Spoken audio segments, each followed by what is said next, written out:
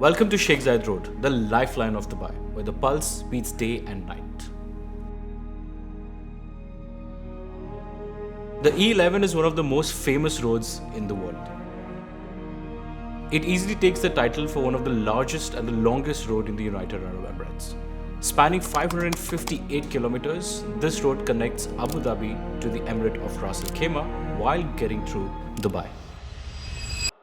Hey guys, hello and welcome to Social Kandura. This is a 6-part series that we talk about the different things that make the UAE and how things work in the United Arab Emirates. Today we talk about the lifeline of the country, which is the Sheikh Zayed Road.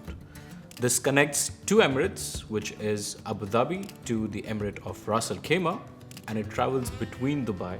The more iconic landmarks that you see is all connected by this road. Some might take the Sheikh Zayed Road to be an equivalent of the I-95 in the US or the M25 in the UK, to be the lifeline of what this road has to offer for the country. This series, we talk about everything that you need to know about this particular road.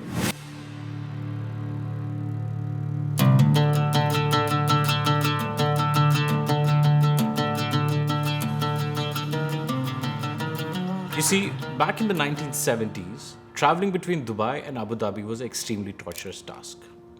There was a sand trail that people had to cross, and while a lot of people did not know the right way to cross it, people would get stuck. Now, these sand tracks were running parallel to the beach line, and at that time there were no mobile phones. So if you're stuck, you really are stuck and there's no one around to help you.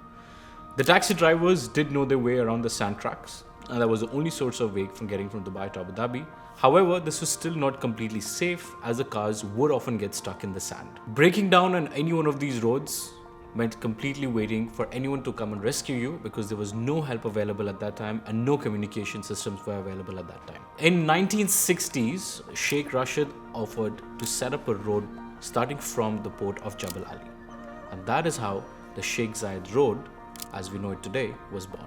There was rock and track access to Jabal Ali, but there wasn't any proper roads that were built, hence connectivity between Dubai and Abu Dhabi was a challenge. The entire stretch started with construction at Jabal Ali. In 1971, a single carriageway road was developed which would connect Dubai to Abu Dhabi. Think about it, in 1971 we had a single rail loan, and today we have a 14-stretch highway. Also called as the Defense Road, this road was now officially renamed to Sheikh Zayed Road. And in the 90s, there was a historical change that went through developing big master plans across this road, which served as the lifeline of the city. When Sheikh Zayed passed away, the road was rumored to be renamed to Sheikh Maktoum. He decided to keep the name as Sheikh Zayed Road as a homage to the person who started the road. Hence, to this day, it's still called as the Sheikh Zayed Road.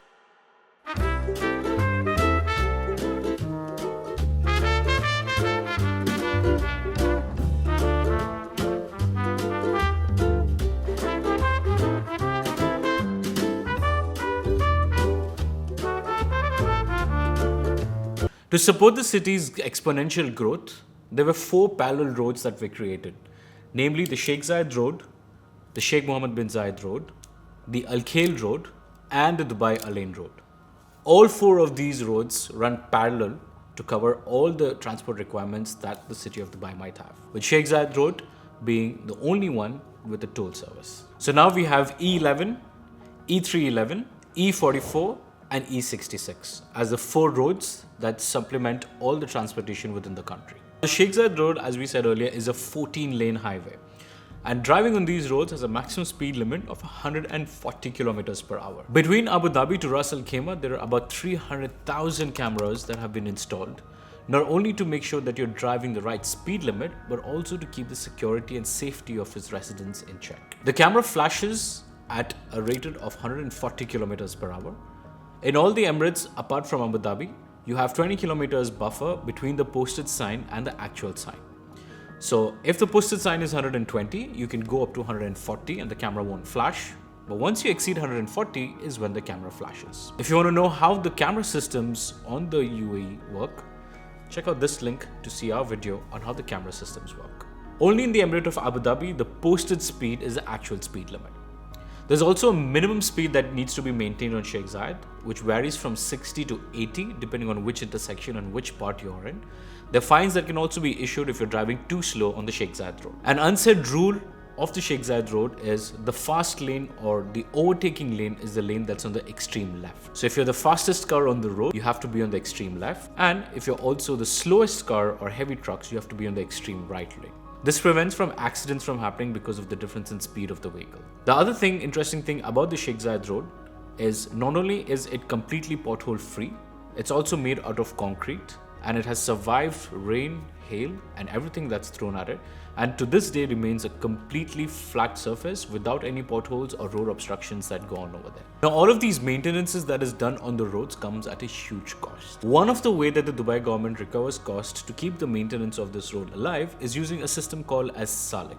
Salik is a toll system that collects toll every time you pass on the Sheikh Zayed Road. If you want to know more about how Salik works, click on the link here to see that video.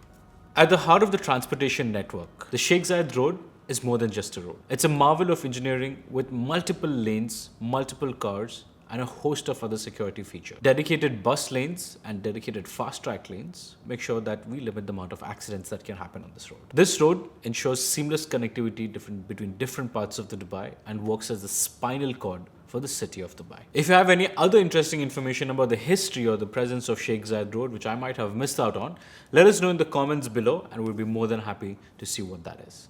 For more such videos, follow Social Kandura.